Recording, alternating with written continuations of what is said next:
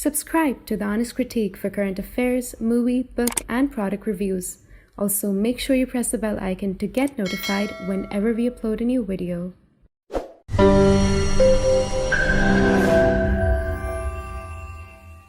The views, information, or opinions expressed during the video series are solely those of the individuals and do not necessarily represent those of The Honest Critique and its employees. The following video contains strong language which may be offensive to some viewers. Viewer discretion advised.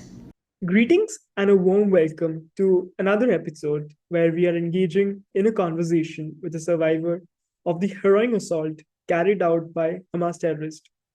In a previous episode, we had the opportunity to speak to a survivor from the Nova Music Festival. And today we have the privilege of hearing from Adele Raemer about her experience on the morning of October 7th.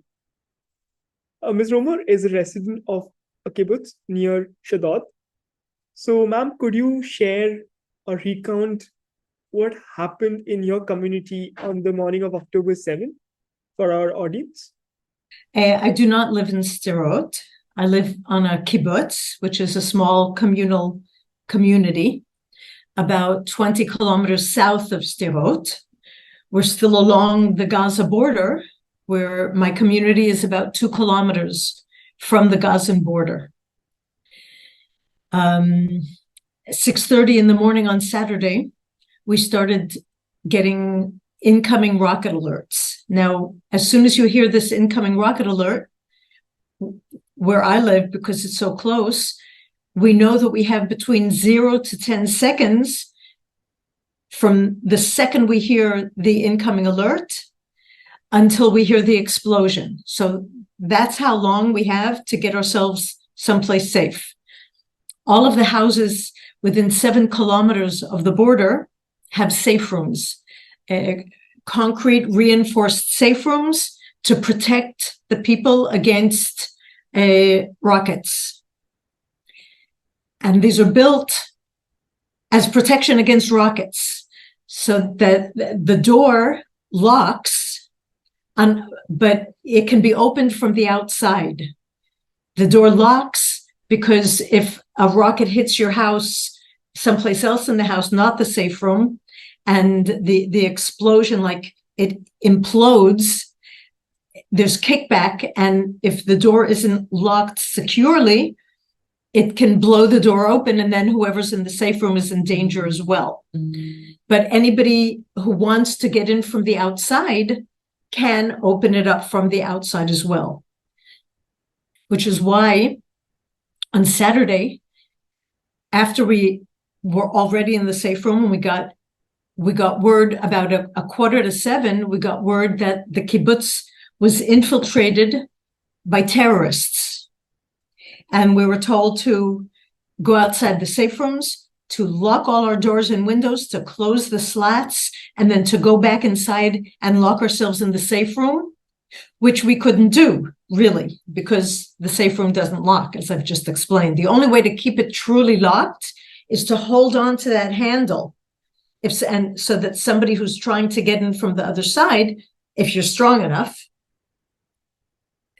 can't open it. So I was in the house with my 33-year-old son who had come to visit me, and we were in the safe room from 6 in the morning and waiting for the IDF to come and save us. We have a small group of first responders in my kibbutz. Every community has their team of trained first responders, but it's just that for first response, for the first 5 minutes, first 10 minutes, it's not built. There's not enough to really handle an infiltration, and certainly not on the level that we had. Afterwards, I was told that from the CCTVs that we have around the kibbutz, that there were about 50 terrorists inside our kibbutz. The first response team is much, much smaller than that. So we were waiting in the safe room for word that the army was coming to save us. And all the while we have an internal messaging system, and we see frantic calls for help saying, The terrorists are outside our house. The terrorists coming, we hear them inside the house. Come save us. They've set our house on fire. These monsters, when they went into houses and couldn't get the door open, they tried to smoke the people out. So they set their houses on fire so that the smoke would come into the safe room and they would have to escape through the window. And they were waiting from them outside the windows to kill them, to murder them. I was in my safe room with my son. We heard Arabic voices. We heard shooting all around us. We heard explosions. I've lived on kibbutz Nirim since 1975. I have never feared for my life like I did on Saturday.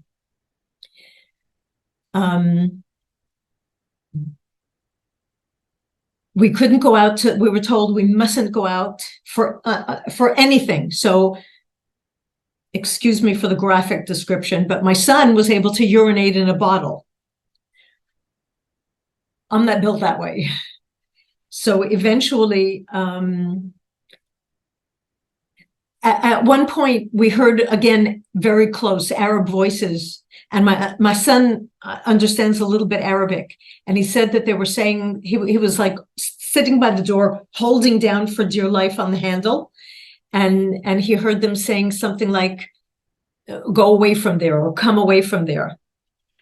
About an hour later, when I just could not anymore, I had to go to the bathroom. I opened my safe room door as quietly as I could to see if there was nobody in the house.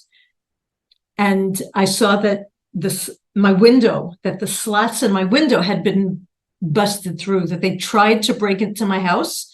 And that's what we heard before.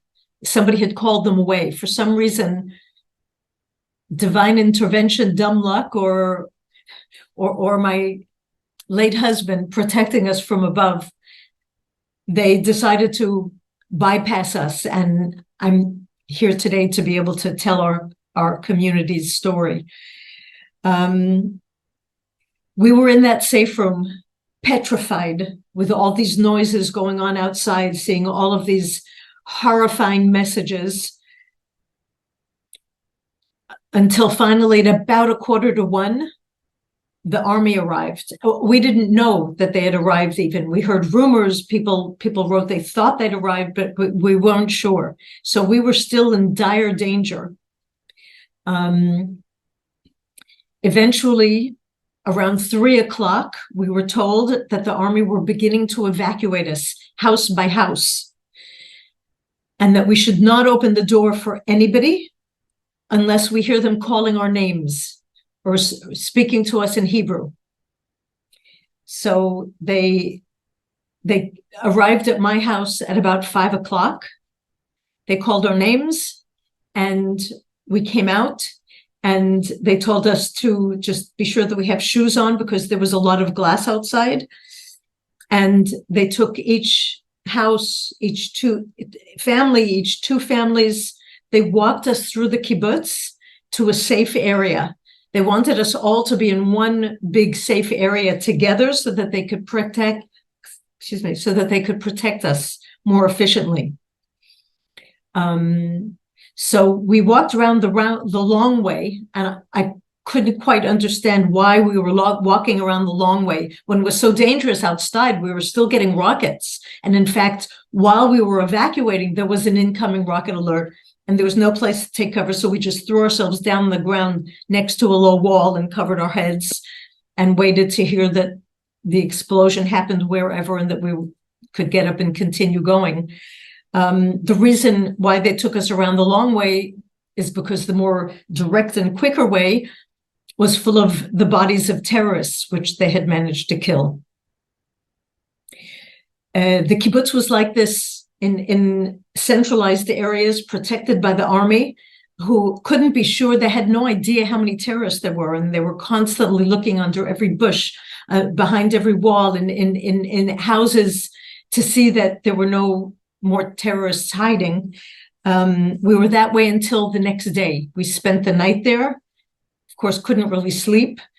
And again, there was incoming rockets all the while. The next day at about 1 p.m, we were told that we could, as far as they knew, they had gotten all of the terrorists, but the army was all over the place and protecting us, and that we should go quickly to our houses, pack a bag, wait in the safe room for word on the messaging system to go out to buses that would evacuate us. The buses came about an hour later. We got on the buses, but it took a long time to get all the people on the buses. So I personally was sitting in the bus for about 40 minutes. And that too was petrifying, because if there had been an incoming rocket alert when we were on the bus, I would not have been able to evacuate. We wouldn't have been able to all get out of the bus in time to get to someplace safe. Finally, we left. And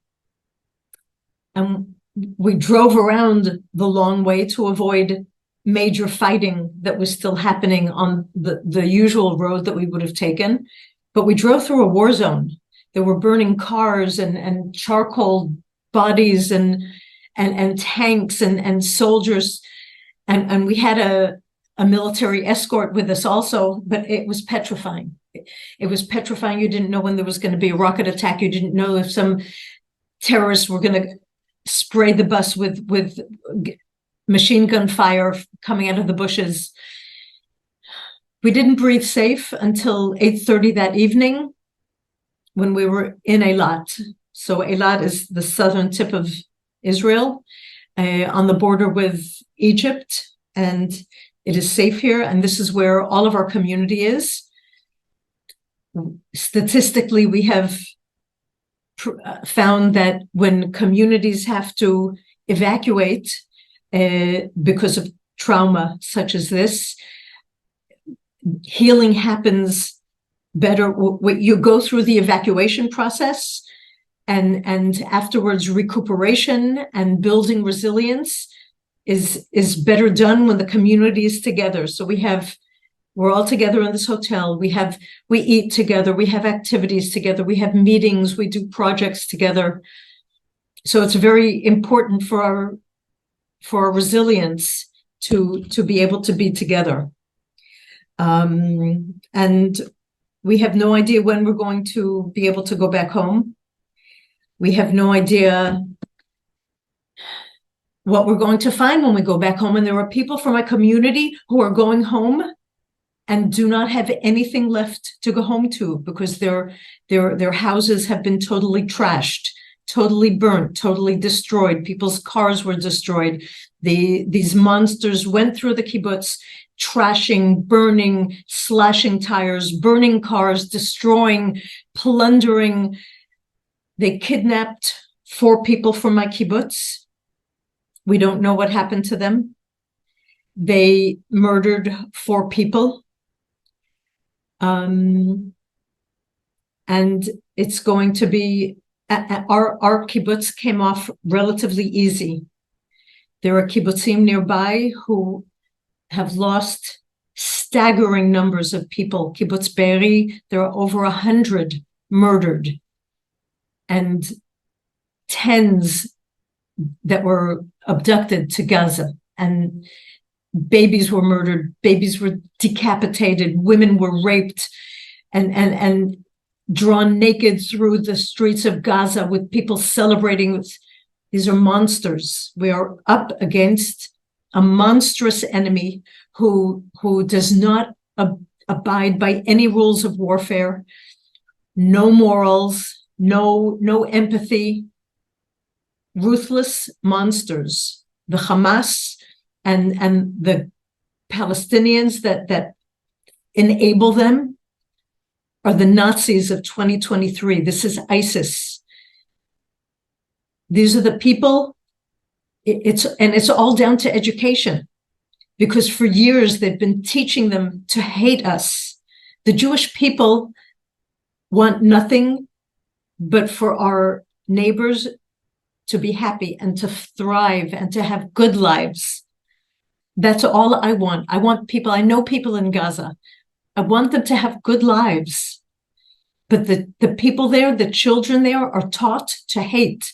And I'm sure everybody has seen those movies of children in the kindergartens that put on plays where they dress up as IDF soldiers and Palestinian fighters, and the Palestinian fighters kill the soldiers and take them hostage. And those are the monsters that were in my kibbutz on Saturday.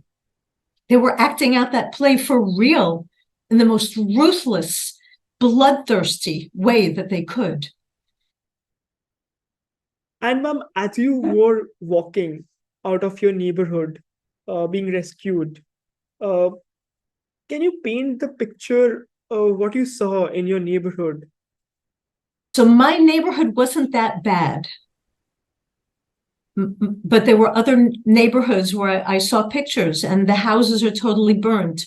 Cars, rows and rows and rows of people's cars burnt, smoking, total destruction in some neighborhoods. I got off very lucky. The slats on my window, that's about it. Other than that, my house is in one piece, and my neighborhood, although two of my neighbors were abducted. But we didn't see very much. We were, brought through to the safe place very quickly, and I did not see much destruction, but there is destruction in other neighborhoods. If you send me a WhatsApp and ask me, I can send you pictures of visuals. Thank you so much, ma'am, for taking your time out and speaking to us. Thank you very, very much. And the last thing, I am empathetic and fearful for what's going on with the innocents in Gaza. But on the other hand, this is not something, this is a red line that is crossed. Something in our DNA changed last Saturday. And I will never, ever apologize for my army and my country doing what it needs to keep us, its citizens, safe. Okay? I'd appreciate if you send me a link to whatever it is that you're publishing. And again, if you ask for pictures, I might not be able to do it now, but I will send you, I promise I will send you pictures.